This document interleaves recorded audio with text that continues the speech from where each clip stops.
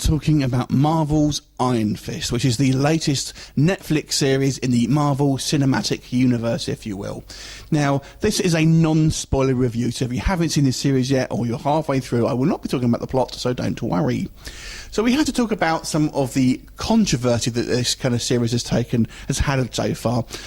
Two things really, obviously. The few episodes, 6 episodes, were given to the press a little bit before, and they got mauled.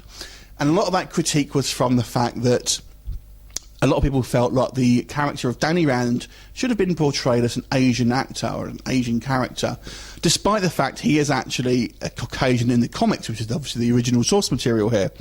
Now, where I stand it, this to me doesn't actually form part of my opinion of this series at all. I actually, in my personal preference, prefer they did keep him as a Caucasian character, because that is what he was in the comics, and I actually don't like it when they kind of do this sort of thing to kind of like make it more PC and all that. It is what it is. That's what it was. If the character was originally Asian, then I'd want an Asian actor. I will just touch on one scene where I feel this has maybe got people's backs up. There is a scene where, as they put it, Danny Rand is white-splaining martial arts to Colleen Wing, who is a competent martial artist herself, and that seems to be the scene where it has got people's backs up. But I don't think people are realising that Danny Rand's character is a expert of kung fu, which is a Chinese discipline, whilst Colleen Wing's discipline is of Japanese origin, which is not the same style of fighting. So that's the reason I feel. And there's also a couple of references as we go through the series where, you know, he makes reference to the fact that he was an outsider and he got a lot of kind of pressure, that example that he shouldn't be the Iron Fist because he was this kind of outsider, etc., etc. So, you know, to me that doesn't form part of a real critique, and I feel like some critics are, you know, critiquing on something that they kind of wish it was, rather than looking at the actual product you have in front of you, which is how I'll review it. But let me talk about the negatives and the positives first, and we'll start off with the negatives because I kind of want to get them out of the way, because I do have a couple of big ones in this. And there's one huge one. The biggest problem with this show is Danny Rand himself, on a number of levels. First of all, let's talk about Finn Jones himself. Now, a lot of critiques have said that he has bad acting. I don't think he does. I don't think he has bad acting at all, to be quite honest with you. I think he's very serviceable. No, he's not. It's not the best acting ever. You know, it's not Oscar-worthy, but it's not bad acting. I just don't feel he has a lot of charisma. That's the problem. So when you look at the first season of Daredevil, which I suppose is its nearest comparison, you know, the character had a lot of charisma and the actor had a lot of charisma. Finn Jones doesn't, really. He does a serviceable job, but he's far outshined by his co-stars, as I'll come on to. The second thing, and this is the biggest thing for me personally, is that this show depicts Iron Fist as a complete incompetent buffoon. He is literally the worst superhero I can see, remember, being committed onto screen on a live-action format, apart from the kind of the comedy kind of ones. The guy is portrayed as a bumbling idiot who just kind of reacts to things that happen, has no idea what's going on, has no kind of real proactiveness. He really just reacts to things that happens, and all his kind of successes are just down to either dumb luck, he's kind of like his surrounding characters, or stuff like that, really. It's just, he is the worst superhero I've ever seen in the way that he is kind of like, just, you know, this series depicts him.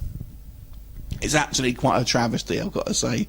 And you'll see what I mean when you watch the whole thing. I don't feel it really comes into play until you get past the first sort of 6 episodes, but, you know, he's a disaster, basically. He goes from one thing to the next and makes a mess of everything, and it's not in an endearing way. So we talked about the actor, we talked about the way the actual the character is written, which is the worst thing.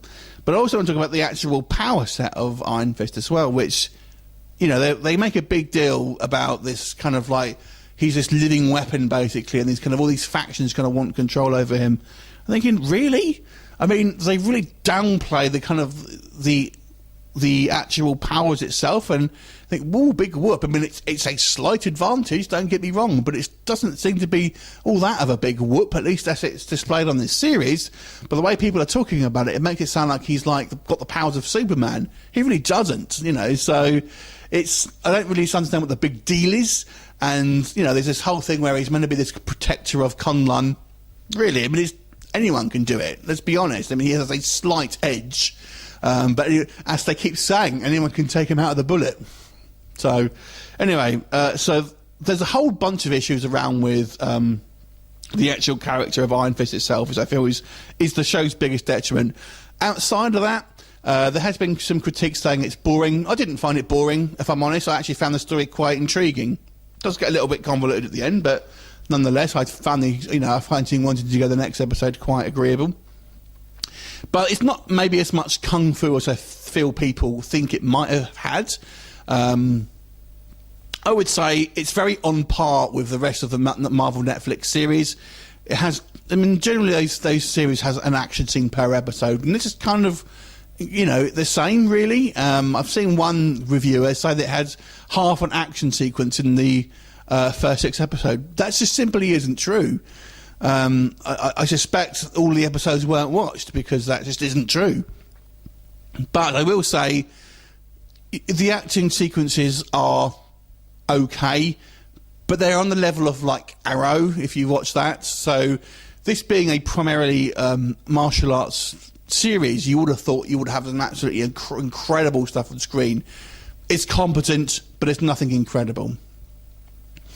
So that's the other kind of issues I have. There are a few kind of nitpicky things, but I can't really go into too much without sort of spoiling. But they're generally the kind of the main things I'll kind of discuss in regards to the negatives. But let's talk about the positives. This show has a couple of massive positives in it, and that is a few of the supporting cast here. Now, I've got to say, I think this show has some of the best supporting characters in the Marvel Netflix series. There are the other families of the Meachams, which is basically this family that were kind of in business of the Rand family initially, and we have kind of 2 siblings basically that I feel are portrayed fantastically. Particular Ward Meacham, who is such a layered character, and the actor does such a fantastic job of kind of giving this kind of lethargic, and he makes him somewhat of an arsehole at the same time, but kind of, you know, you know there's some good in him still. I think he actually does a fantastic performance. And Joy Meacham, his sister as well, great. And I love their relationship. They just seem like real siblings, and the interactions that they kind of have with each other. And I was kind of waiting, something's going to happen, he's going to try it on, or something, it's going to be something weird. But they're just kind of normal siblings, albeit ones with, millions of dollars and all that. But nonetheless, it was very well portrayed. The other kind of character I'll mention is Colleen Wing. I thought she was very well realised here and was a real gem whenever she was on screen. Her story gets a little bit convoluted, and something happens where I wish they hadn't done it. It kind of goes into a bit of Romeo and Juliet territory.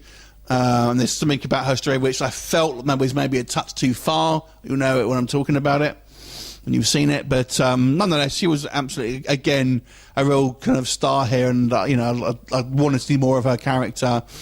And she's very, very likeable, and had this real kind of sweet and kind of girl next door sort of feel to it that you can kind of really relate to as a believable character. So that was fantastic. And I've got to say, this is where I'm going to go against the grain here. I was actually quite intrigued with the story here. I actually found the story, despite some, Danny Rand's character being just a dickhead in the whole way through, and sometimes quite unlikable, but the actual story about what actually happened, I found it quite intriguing.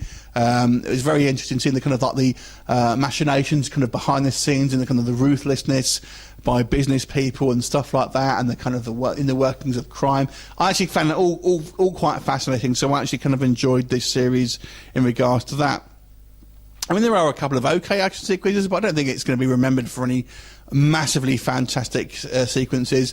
And there are, like I said, when we do see the Iron Fist, which is not all that often, which I feel will be a disappointment to some, it does look quite cool, but it's really underwhelming, I feel. I mean, you know, I guess it's in line with the comics to a certain degree, but they build up to be such a big thing, and it really isn't. Anyway, overall though, I still enjoyed this series. If you like the Netflix series, you'll like this. I thought they could have needed to spend a little bit of more money on it though. The scenes that we see in the Himalayas look really cheap, I've got to say, and are clearly on a studio. That's, I guess, the only other negative I'll have. It looks real cheap, and we don't actually spend a lot of time there, probably because it's too expensive to film that. But anyway, overall, it's a decent enough series. I thought I'll give this series a 6.5. If you like the Marvel Netflix stuff, I'm sure you'll like this. Have you seen it? What did you think of it? Leave me a comment and I'll look forward to seeing you next time. Bye for now.